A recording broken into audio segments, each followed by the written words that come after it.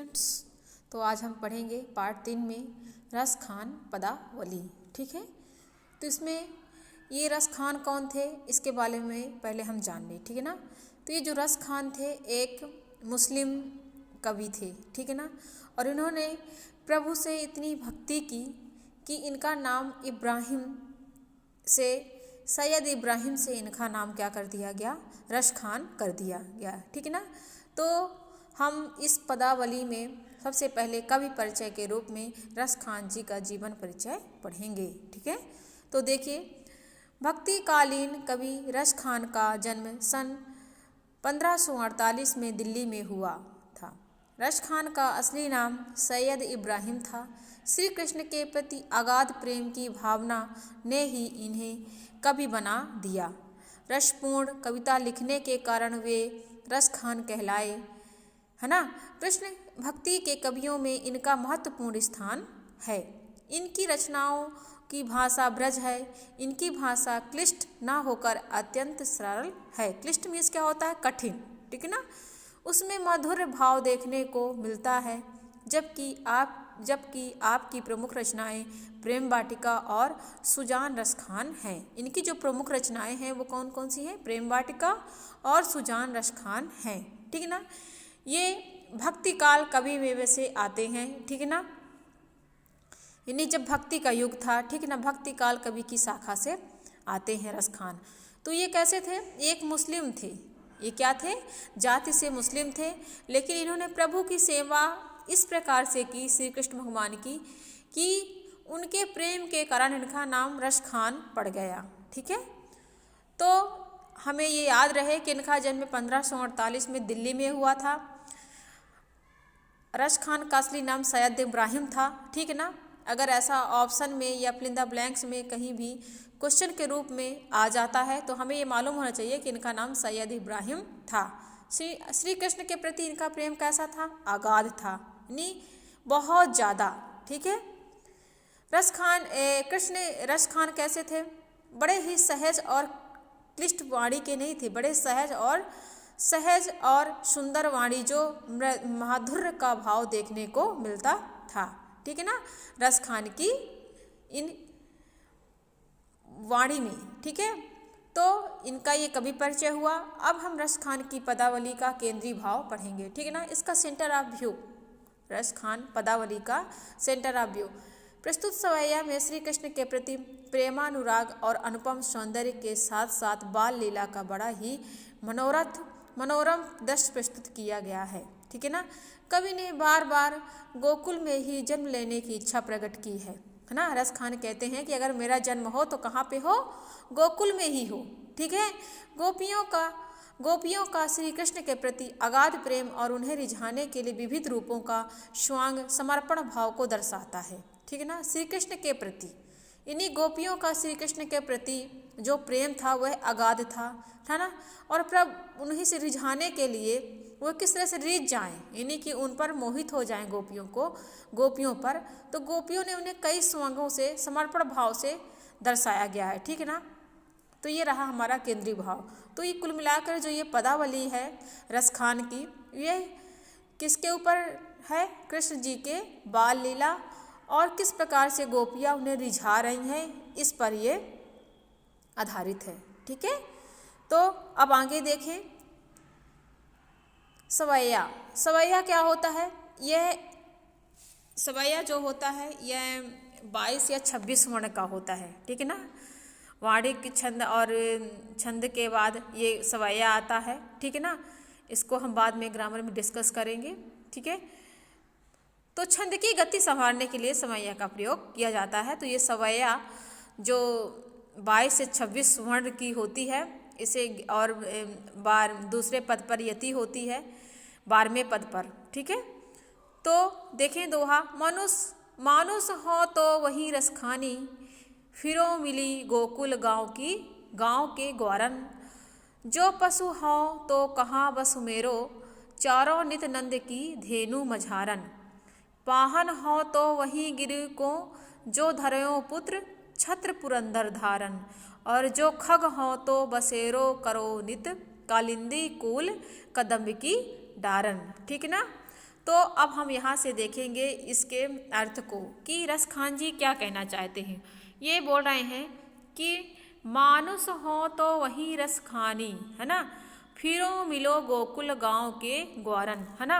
अगर हे प्रभु, हे श्री कृष्ण, रसखान जी कहते हैं कि हे प्रभु, अगर आप मुझे मनुष्य बनाना चाहते हैं तो क्या करें, मुझे क्या करें, गोकुल में जन्म दें, ठीक है ना। अगर मैं मनुष्य बनूं तो गोकुल में ही जन्म लूं, जो कहाँ पे हो, गांव के ग्वारन, यानी कि गांव के जो ग्वालन हैं उनके बीच पर रहना पसंद करूँगा।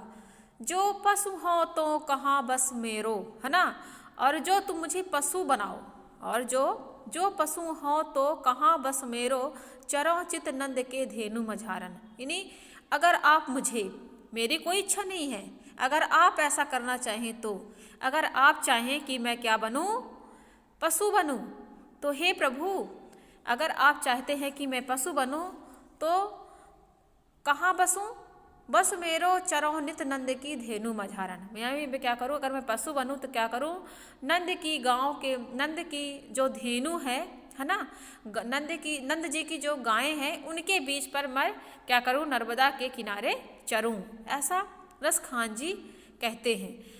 फिर क्या कहा गया तीसरी लाइन में, देखिए, पाहन हो तो वहीं गिरे को, जो धरयो पुर छत्र पुरंदन धारन।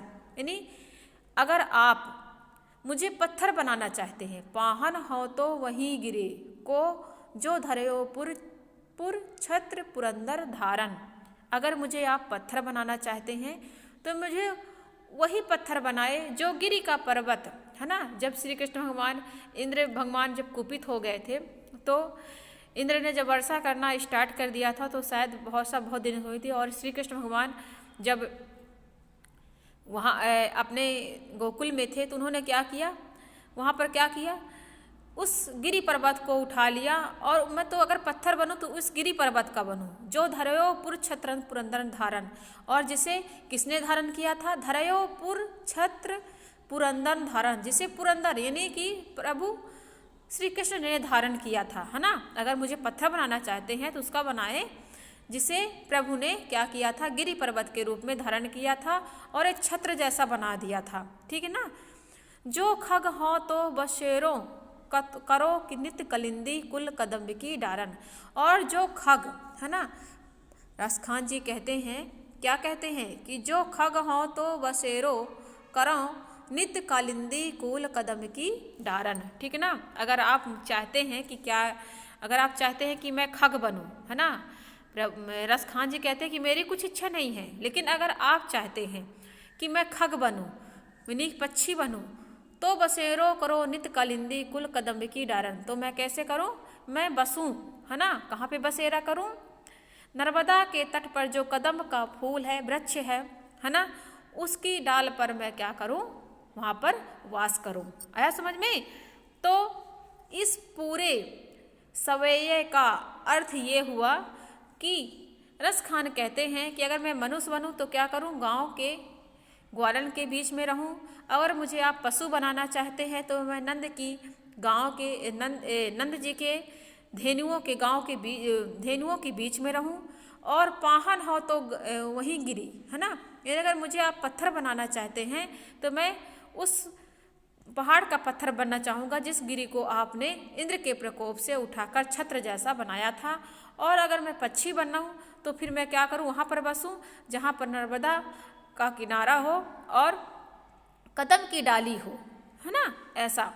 फिर अब सेकंड देखिए, या लटकूं अरु कमरिया, या लटकूं अरु कमरिया। अब इसको देखिए दूसरा सवैया, या लटकूं अरु कमरिया पर राज तिहु पुर तो तजी डरो, अठहूँ सिद्धि नमो निधि को सुख नंद की गाय चराओ विशारो, रसखानी कवै इन अखियन तय ब्रज के बन बाग तड़ाग निहारो, कोटिन हूँ कलधौत के धाम करील की कुंजन ऊपर वारों, ठीक है। या लटकी अरु कमरिया, इसका अर्थ देखिए, या लटकूं अरु कमरिया पर राज तिहूं पुर को तजी डारों, है ना। हे प्रभु, रसखान जी कहते हैं मैं क्या बनूं, आपकी लाठी बनूं। हे श्री कृष्ण भगवान, मैं आपकी क्या बनूं, लाठी बनूं। और क्या करूं, या फिर वो कमली बनूं जिसे आप धारण करें। तो उस लाठी, उस कमली के लिए मैं क्या करूं, रजती हूँ पुर को तज डारूं। और मैं क्या करूंगा, तीनों लोक के जो राज्य हैं उसको क्या कर दूंगा, आपकी इस लाठी और कमरिया के लिए त्याग दूंगा, तज दूंगा। ठीक है। फिर सेकंड लाइन में देखिए, अठहों सिद्धि नमो निधि को सुख नंद की गाय चराए विशारव, है ना। इन्हीं 8 सिद्धि और नवोनिधि का जो सुख है मैं गाय को चराने के लिए बिसरा दूंगा, है ना। जो 8 सिद्धि की जो सिद्धि है और नवनिधि का जो सुख है मैं नंद की गाय को चराने में विसार दूंगा, है ना। मुझे नहीं चाहिए, मुझे गाय को चराने में जो सुख मिलेगा वह 8 सिद्धि और 9 निधि से प्राप्त नहीं होगा। रसखान कवय इन अखियाँ तय ब्रज के बन बाग तड़ंग निहारों। रसखान जी कहते हैं इन आँखों में वो ब्रज के वन और बाग और तड़ंग वो कब जो मुझे, अगर मुझे आँखें मिले तो मैं क्या करूं, ब्रज के वन, इन्हीं की आपके ब्रज के वन और वो बाग और वो तालाब, तड़ांग मीन्स तालाब, उन सबको मैं निहारूं।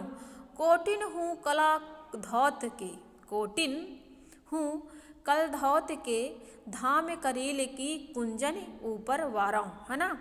हे प्रभु मैं क्या करूं आप पर, है ना, क्या करूं, उन जो करील के जो वन हैं, कुंजन के जो वन हैं, वह सब क्या करूं मैं आपके लिए करोड़ों इन्हीं करोड़ों सुखों का त्याग कर दूंगा आपके करील वन और कुंजन वन के ऊपर, है ना। तो इस पूरे सवैया का अर्थ मैंने आपको बता दिया।